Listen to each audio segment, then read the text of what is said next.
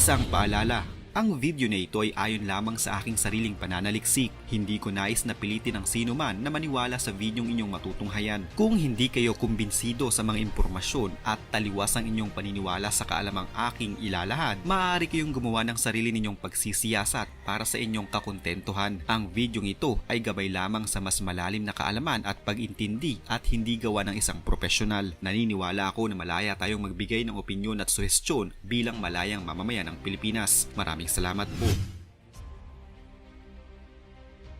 Sa edad lamang na 4 na taong gulang, exposed na si Isabel sa industriya ng show business sa Pilipinas. Dahil wala itong makakasama sa kanilang bahay, palagi siyang kasama ng kanyang ama na si Dean De Leon sa mga script writing workshops kasama ang batikang screenwriter na si Ricky Lee. Ang workshop room ni Lee ang siyang naging palaruan ni Isabel hanggang sa isang araw, hinikayat ni Lee ang ama nito na si Dean na pasalihin sa mga auditions ng kanyang anak. Kinalaunan, si Ricky Lee na din ang naging mentor ni Isabel. Nung panahon ng workshop ni Dean, yung tatay ni Isabel, andito siya lagi nakababad. So, playground niya halos ito, area na to. And then later on, nung sumali siya ng workshop, batch 16, si Isabel, dito siya madalas paupo sa sahig. Ang pinaka-distinctive na feature ng kwento niya, yung character niya. Sa edad lamang na 6 na taong gulang, inasok na ni Isabel ang makulay na mundo ng showbiz. Kinagiliwan siya sa kanyang naging pagganap noon sa kauna-unahang pagkakataon sa isang afternoon soap na Munting Anghel taong 2000. Gumanap siya doon bilang si Angelina kung saan nakasama niya sina Antoinette Tos, Glidel Mercado at Wendell Ramos. Mula taong 2001 hanggang 2007, gumanap siyang Duday sa isang sitcom ng GMA Network na Daddy ni Dodu. Si Duday ang bunsong anak ni Cool na ginampanan naman ni Vic Soto. Ang sitcom ay pinagbidahan din ni Danica Soto Pingris bilang Dina at Maxine Magalona bilang Donna. Ate Donna, anong ginagawa mo? Pinahanga din niya ang marami sa kanya namang role sa Magnifico noong taong 2003 kung saan nakasama niya ang dating child star na si Giro Manyo at ang mga batikang aktor at aktres na sina Gloria Romero, Lorna Tolentino, Albert Martinez at marami pang iba. Nasungkit ni Isabel De Leon ang Best Child Actress noong taong din na iyon sa FAMAS. Gumanap siya sa Magnifico bilang si Helen na isang batang may cerebral palsy. Yun, yung lawang yon. Doon tayo pupunta. Tapos, pagtawid natin ng tulay, andun na yung perya. Gusto mo ba doon? Masaya doon sa perya. Marami mga sasakyan. May umiikot pataas. Tapos meron din sila ng kabayo, paikot-ikot. Ayon kay Isabel, isa ito sa mga naging napakahirap na role niya sa larangan ng showbiz.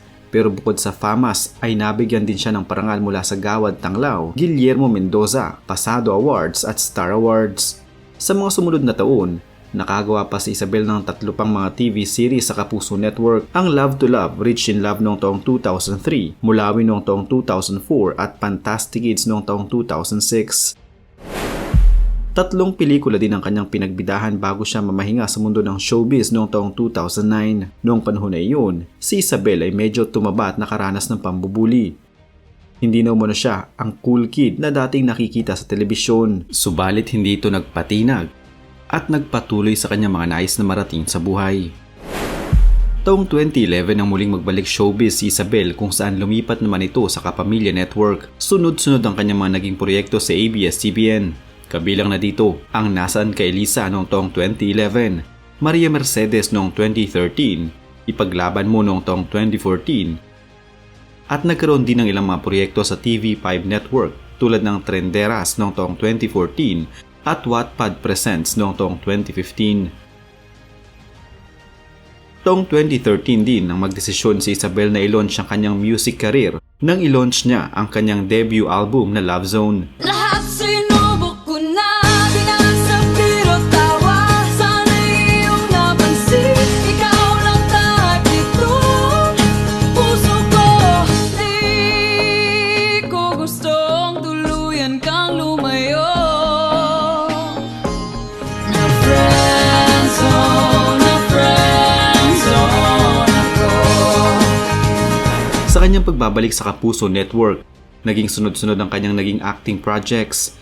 Taong 2016 nang ginawa niya ang isang afternoon series na magkaibang mundo. Oh, hi, Jeffrey. Nice to see you here. Nang sumunod na taon ay pinamalas naman ni Isabel ang kanyang kontrabida powers sa primetime soap na Supermom. Natalo ko kayo.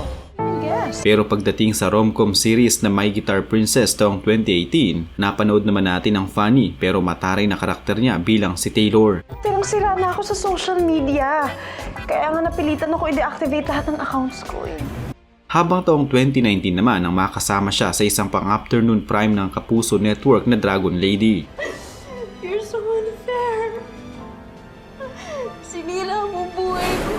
Taong 2019 din na maging isa si Isabel sa 40 mga kandidata na nakipagtagisan ng ganda at talino sa Miss World Philippines. Nais naman ni Isabel ang maging isang beauty queen at patunayan na may iba pa siyang alam na gawin sa kanyang buhay.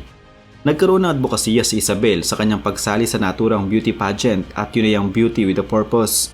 At parte nito ay ang makalikom ng sapat na pondong may do-donate niya sa Child House Manila, isang non-profit organization na tumutulong sa mga batang may cancer. Tulad ng ibang mga kandidata, dumaan din sa mga training si Isabel. Nagsanay siya sa Aces and Queens kung saan dito din nagsanay sina Miss Universe 2015 Pia Wurtzbach at Miss World 2013 Megan Yang.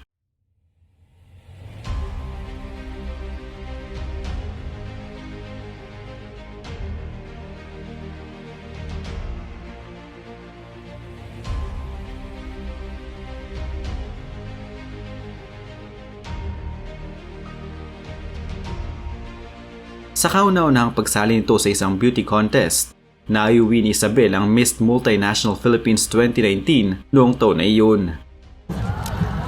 Our Miss Multinational Philippines 2019 candidate number 1.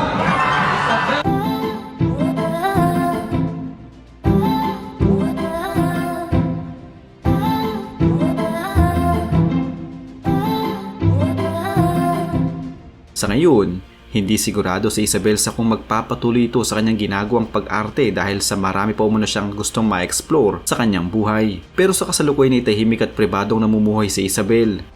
Ang huling balita sa kanya ay nasa Amerika ito at doon nagbabakasyon. Hanggang sa kasalukuyan ay wala pa ding asawa si Isabel sa kabila ng napakaraming mga lalaki ang nanligaw na sa kanya.